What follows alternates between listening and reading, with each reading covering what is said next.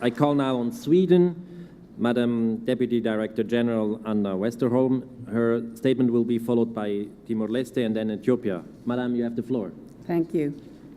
Honorable Chair, Excellencies, ladies and gentlemen. Good morning. On behalf of the Swedish delegation, I would like to thank the ISDR Secretariat for organizing this fourth session of the Global Platform. Sweden strongly supports the work and efforts done by the ISDR to convene and advocate for disaster risk reduction. This work, through the Hyogo Framework of Action, must continue, and we shall need the continued guidance of the ISDR Secretariat for the years to come. The midterm review of the HFA clearly showed what has been achieved so far. A greater political momentum for disaster risk reduction on global and national level. Improved legislation for a risk-sensitive society, and establishment of a number of national focal points and national platforms coordinating DRR efforts at national and local levels. Close cooperation between national governments, which hold the primary responsibility for DRR, and international efforts is a key condition for successful implementation of the Hyogo Framework of Action at national level. And as we prepare for a second generation of the HFA, we have to recognize the need to involve all sectors of society. Women's engagement in disaster risk reduction and resilient building is central.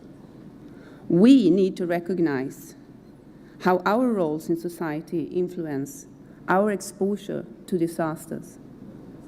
And we need to include non-governmental organizations, the private sector, and various academic institutions and research centers, local governments, mayors, and communities.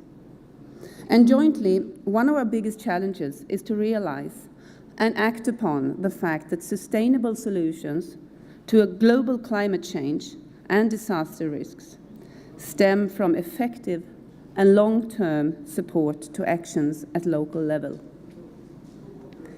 An overall priority for Sweden's international development cooperation is to increase the capacity of vulnerable people and countries to adapt to adverse climate change impacts and improve risk management.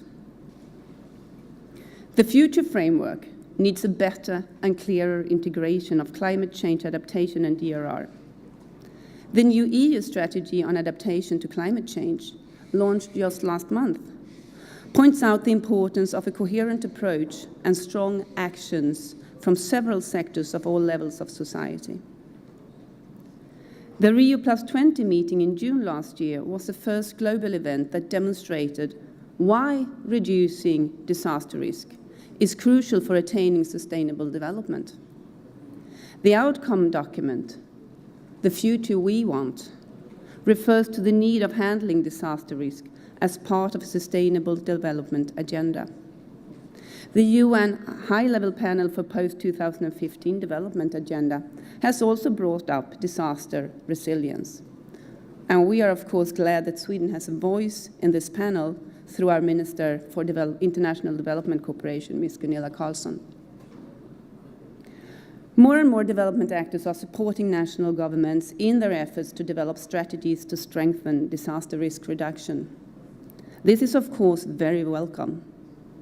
But we also need to ensure that the international system for disaster risk reduction is stronger than its individual parts.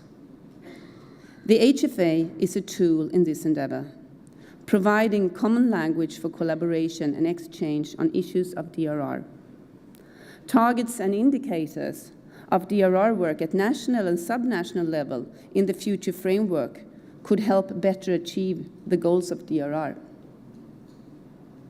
Ladies and gentlemen, to sum up, Sweden would favor that the outcome of the fourth global platform would include, among other things, action-oriented messages on how to ensure DRR perspectives of the post-2015 development agenda. Clear policy-oriented messages reflecting an enhanced understanding of risk and how DRR work can help save lives, livelihoods, and resources in a changing world. Suggestions on how targets, indicators, or guiding principles in the new framework can help advance the implementation of DRR at national and local level. There should also be a better adaptation of the framework from the national to the local level, and better and clearer integration of climate change issues into the future HFI framework.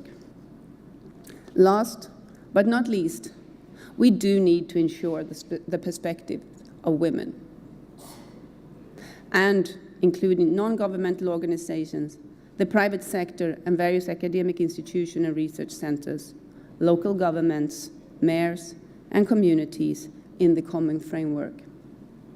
Honourable Chair, Excellencies, ladies and gentlemen, preparation pays. And Sweden is committed to continue to be an active partner within the ISDR system, helping to achieve these outcomes in the years to come. Thank you. Thank you very much.